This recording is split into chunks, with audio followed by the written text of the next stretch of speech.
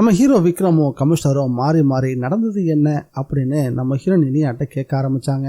அவங்க விஷப்பாம்பு சிவம் பத்தியும் விஷவள்ளி பத்தியும் சொல்லக்கூடாதுன்னு முடிவு பண்ணிக்கிட்டு தனக்கு மயக்க மருந்து கொடுத்து கடத்திட்டு போயிட்டாங்க அப்படின்ற விஷயத்த மட்டும்தான் கமிஷனர் கிட்ட சொன்னாங்க. ஆனா விக்ரமுக்கு இனியா வீட்டுல ரொம்ப நேரம் இருந்திருக்கா அப்படின்ற விஷயம் நல்லாவே தெரியும். அந்த விஷயத்த வேணும்னே தான் இனியா மறைச்சு சொல்லிக்கிட்டு இருக்கா அப்படின்றதையும் புரிஞ்சுக்கிட்டாரு. இனியா சொல்லாமலேயே இனியா கடத்தப்பட்ட விஷயத்துல தன்னுடைய அப்பாவுக்கும் அத்தைக்கும் சம்பந்தம் இருக்கு அப்படின்றது அவருக்கு ஏற்கனவே தெரியும் தான். இப்ப அவருடைய ஒரே ஒரு சந்தேகம், இனியாவை கடத்தி கொண்டு போய் வச்சு டார்ச்சர் பண்ண அந்த நபர்கள் யாரு, அவங்களுக்கும் ரகுவோட கொலைக்கும் என்ன சம்பந்தம், விஷப்பாம்பு சிவம் சொல்லிதான் இனியாவை அவங்க கடத்திட்டு போனாங்களா இல்ல அவங்களுடைய பகையை தீர்த்துக்கிறதுக்காக இனியாவை கடத்திட்டு போனாங்களா, இந்த விஷயத்தை தான் விக்ரம் இப்ப கண்டுபிடிச்சாகணும். இதை நேரடியா கேட்டா இப்ப எதுவுமே இனியா சொல்ல மாட்டா, பொறுமையா விசாரிச்சுக்கலான்னு அவரும் அமைதியாயிட்டாரு. ஆனா விக்ரம் கமிஷனர் கிட்ட பேசும்போது, சார் இந்த கேஸ்ல நிறைய மர்ம முடிச்சுகள் இருக்கு, அதை ஒன்னொன்னா அவிழ்க்கணும்னா இந்த கேஸ தினதயாள இன்வெஸ்டிகேட் பண்ணக்கூடாது, என்னுடைய சஸ்பென்ஷனை கேன்சல் பண்ணி எனக்கு அந்த கேஸை கொடுங்க, ரகுவை கொன்னது யாருன்றத நான் கண்டுபிடிக்கிறேன் அப்படின்னு கமிஷனர் கிட்ட ரெக்வஸ்ட் பண்ணி கேட்டார்னா நிச்சயம் அதை அவர் பரிசீலனை செய்வாரு. ஏன்னா தினதயாளனுடைய போக்கு போக போக வேறு விதமா மாறிக்கிட்டு இருக்கு.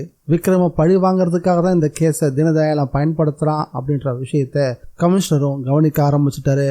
அதனால கூடிய சீக்கிரம் நம்ம ஹீரோ விக்ரமுடைய சஸ்பென்ஷனை கேன்சல் பண்ணி இந்த கேஸ் விக்ரமோட கைக்கு வந்து சேரதான் போகுது. அதுலயும் தினதயாளனை விக்ரம் முன்னாடியும் இனியா முன்னாடியும் கமிஷனர் பலமா பேசிட்டாரு.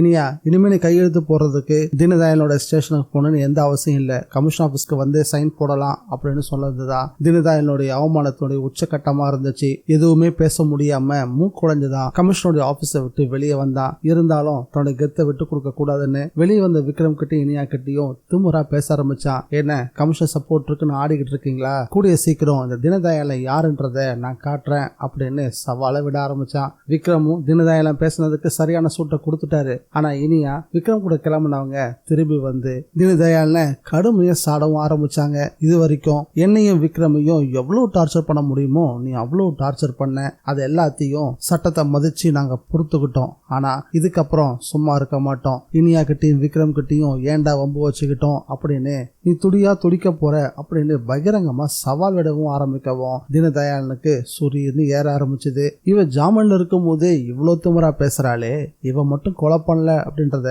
நிரூபிச்சுட்டானா எப்படியெல்லாம் நம்மள மிரட்டுவா அப்படின்னு யோசிச்சு பார்த்தவன் இது வரைக்கும் இல்லாத அளவுக்கு இனிமே உனக்கு நான் டார்ச்சர் கொடுக்க போறேன் அப்படின்னு மனசுக்குள்ள அடுத்தடுத்த திட்டத்தை போடவும் ஆரம்பிச்சான். ஆனா சூழ்நிலை வேறு விதமா இருக்கு.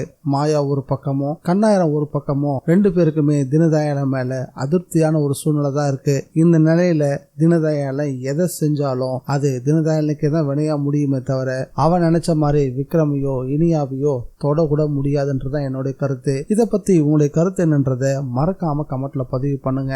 மாயா என்னதான் தினதயாளனுக்கு சப்போர்ட் பண்ணாலும் கண்ணாயிரத்துக்கு தினதயாளன் மேல ரொம்பவே சந்தேகம் வர ஆரம்பிச்சிருச்சு. ரகு கொலை விஷயத்துல தினதயாளன் ஏதோ ஒரு உண்மையை மறைக்கிறான்றத புரிஞ்சிக்கவும் ஆரம்பிச்சுட்டான். இந்த வீடியோ பிடிச்சிருந்தா லைக் பண்ணுங்க, ஷேர் பண்ணுங்க. TNVG ரிவ்யூவை மறக்காம சப்ஸ்கிரைப் பண்ணி வச்சுக்கோங்க.